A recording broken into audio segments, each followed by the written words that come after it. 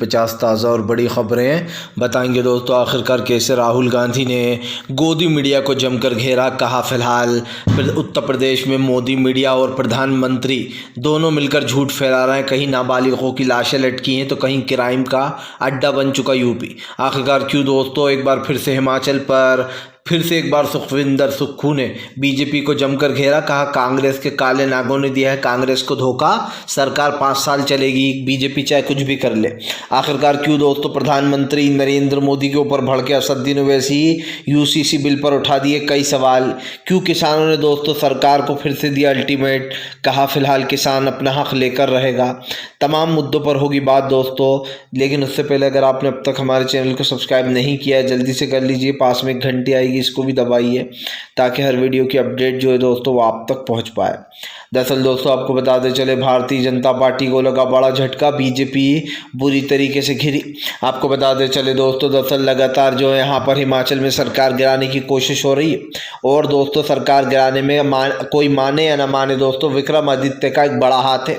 भले ही विक्रमादित्य दोस्तों इस्तीफा देने के बाद वापस आ गए टसुए बहाने के बाद, लेकिन मैं आपको लिख के दे दूं दोस्तों, ये जो बगावत हुई है इसमें विक्रमादित्य का बड़ा हाथ है और विक्रमादित्य के कहने पर ही उन विधायकों ने ये सब कुछ किया। क्योंकि जाहिर सी बात दोस्तों, जब से विक्रमादित्य की माँ जो थी उनको सीएम नहीं बनाया गया, उनके फादर का नाम यूज़ किया गया था चुनाव में, क्योंकि उनके फादर जो थे विक्रमादित्य के वो पूर्व सीएम रह चुके हैं। ऐसे में दोस्तों कांग्रेस के अंदर कुछ ऐसे लोग बैठे हैं जो कांग्रेस को ही तोड़ने का काम करते हैं। अब जाहिर सी बात है दोस्तों, सुक्खू को अगर सीएम नहीं बनाती कांग्रेस तो उनके बहुत सारे सपोर्टर थे और उनके पास तादाद ज़्यादा थी तो फिर सीएम नहीं बन पाता, इसीलिए सुक्खू को चुना था।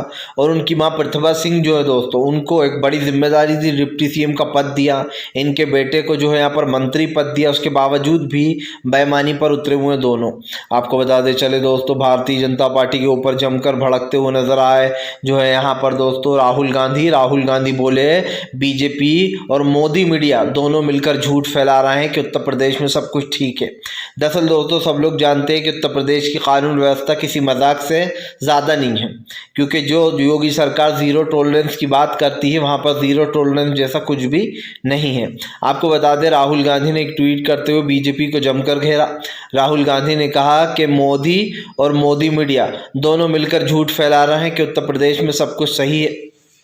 उन्होंने कहा कि उत्तर प्रदेश की जो ज़मीन है वो चीख चीख कर कहती है, वहाँ की युवा महिलाएं फांसी लगा लगा के मारे जा रहे हैं, किसान जो है वो परेशान है, बदहाल है, और जो युवा हैं वो अपनी बेरोजगारी से बदहाल होकर फांसी लगा लेते हैं, सुसाइड कर लेते हैं। राहुल गांधी ने कहा कि उत्तर प्रदेश की कानून व्यवस्था सबसे खतरनाक हो चुकी है, उत्तर प्रदेश की कानून व्यवस्था पूरी तरीके से बर्बाद हो गई है।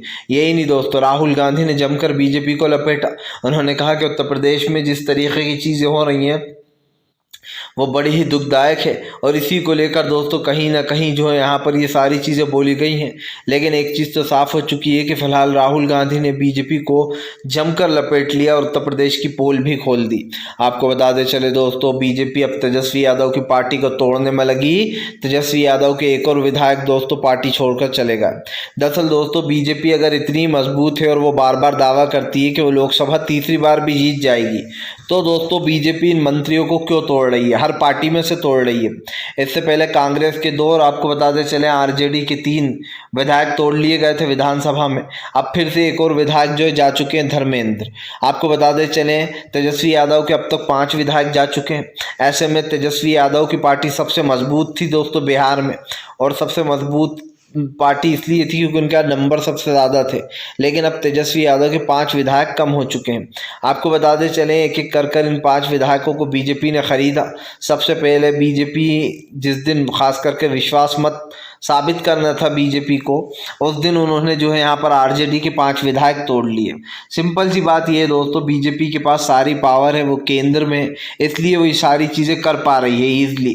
क्योंकि अगर बीजेपी केंद्र सरकार में ना हो दोस्तों तो आप समझिए ना बीजेपी की इतनी हैसियत है कि वो विधायक को खरीद सके, और ना ही दोस्तों बीजेपी के पास कोई पावर हो, ना उसके पास दोस्तों पुलिस हो, ना पीआरएफ हो, अभी वो इन तमाम चीज़ों का यूज़ करती है। हमने देखा कैसे जब अभी हिमाचल की सरकार गिराई तो वहाँ पर भी यही किया गया, सेम उनको हेलीकॉप्टर से ले जाया गया उन 6 विधायकों को जिनसे कांग्रेस को तोड़ा है। तो ये तो साफ ही दिखाई देता है कि बीजेपी हर जगह ही सरकार गिराने के लिए यही सब कुछ हथकंडे अपनाती है।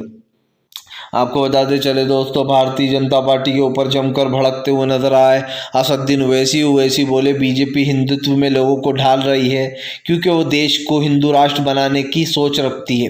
दरअसल आपको बताते चले दोस्तों, बीजेपी बार बार जो है यहाँ पर देश को एक तरीके से हिंदू राष्ट्र घोषित करने की फिराक में। हमने देखा है कई बार बाबा बागेश्वर जैसे लोग बीजेपी के प्रोपेगेंडे को बढ़ावा देते हैं और दोस्तों ये फर्जी बाबाओं को जिस तरीके से सपोर्ट किया जाता है ये आपने देख ही रखा है। इसी को लेकर जमकर घमासान मचा हुआ है। आपको बताते चलें कई बार आरजेडी के नेता हों या तमाम लोग उन्होंने बीजेपी की मंशा पर सवाल उठाया और बाबा बागेश्वर को फर्जी भी कहा है। आपको याद होगा आरजेडी के नेता उन्होंने बाबा बागेश्वर पर सवाल उठाए थे और तमाम लोग महाराष्ट्र में भी आने पर उनको रोक लगा दी गई थी। तो इसी तरीके की जो बातें हैं ये खास करके इसलिए होती हैं क्योंकि दोस्तों विपक्ष को रोकने की कोशिश की जाती है और सिर्फ हिंदू मुसलमान के नाम पर वोट बटोरने का काम हो रहा है। आपको बता दें चले दोस्तों, फिलहाल भारतीय जनता पार्टी के ऊपर जमकर भड़कते हुए नजर आए किसान नेता राकेश टिकैत बोले सरकार से अपना हक लेना जानते हैं हम। उन्होंने कहा कि हमें जल्दी नहीं है, ये सरकार हक नहीं देगी तो जो सरकार नहीं बनेगी वो हक देगी। दरअसल आपको बता दें चले किसान नेता राकेश टिकैत ने एक तरीके से ऐलान कर दिया कि फ़िलहाल जो यहाँ पर वो आने वाले समय में दोस्तों एमएसपी की गारंटी लेकर रहेंगे सरकार से। एक चीज़ तो साफ दिखाई दे रही है कि इस वक्त दोस्तों विपक्ष अपने पूरे जोश में है और विपक्ष चाहता है कि उसको उसका हक मिल जाए। सबसे बड़ी बात यह दोस्तों कि इस वक्त विपक्ष की जो नीतियां हैं वो सबके सामने आ चुकी हैं, लेकिन एक चीज़ ये भी साफ हो जाती है कि विपक्ष को परेशान किया जाता है और उसको दोस्तों डराने धमकाने की कोशिशें भी की जाती हैं। तो कम से कम जो विपक्ष है वो दोस्तों अपनी बात पर कायम रहता है और उसको पता है कि क्या करना है। तो ये कहना गलत नहीं होगा दोस्तों कि भारतीय जनता पार्टी को एक बड़ा झटका यहाँ पर लगेगा ज़रूर। आने वाले समय में विपक्ष अपनी जो सोच है और ख़ास कर जो उसका मोटिव है वो उसको ज़रूर बल देगा और अब देखना ये भी होगा कि क्या विपक्ष दोस्तों बीजेपी को मात दे देगा। आपको बताते चले दोस्तों, फिलहाल एक बार फिर से ईवीएम पर उठे सवाल।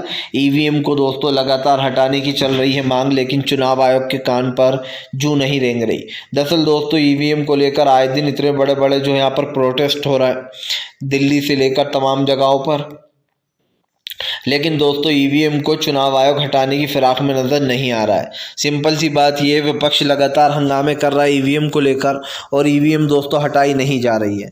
दोस्तों आज जो बीजेपी इतरा रही है, आज जो उसके पास बार बार वो सबके विधायकों को तोड़ लेती है, कोई सी ऐसी पार्टी नहीं बची जिसके विधायक उसने बीजेपी ने तोड़े ना हो। आम आदमी पार्टी से लेकर तो कांग्रेस से लेकर तो दोस्तों आरजेडी तक हर एक के विधायक तोड़ती है बीजेपी। लेकिन सवाल सिर्फ विधायकों का नहीं है, सवाल दोस्तों देश के उस बिकते लोकतंत्र का है जिस पर बीजेपी खड़े होकर बिजनेस कर रही है। दोस्तों वैसे तो बीजेपी बड़ी देशभक्ति की बातें करती है जब जनता के सामने आती है, लेकिन उसी लोकतंत्र का जब वो चील हरण करती है, जब विधायकों को खरीद फरोश करती है दोस्तों, तो आप सोचिए फिर उस जनता का के क्या मायने रह जाते हैं जो एक पार्टी को वोट देता है। मैं ये मानता हूँ दोस्तों कि एक ऐसा कानून बनना चाहिए जिस पर विधायक ना खरीदे जाएंगे ना ही दोस्तों कोई और पार्टी में वो शामिल हो सकते हैं। जब तक सरकार रहेगी या फिर 5 साल के लिए जिन्होंने वोट पाए हैं जिस सरकार में रहकर उनको उसी में रहना पड़ेगा। अगर वो बदलना चाहते हैं तो 5 साल के बाद बदल सकते हैं चुनाव से पहले, क्योंकि दोस्तों एक बार चुनाव ख़त्म होने के बाद ये प्रावधान बनना चाहिए कि जिस पार्टी में आपको वोट मिला है आप उसी में रहोगे।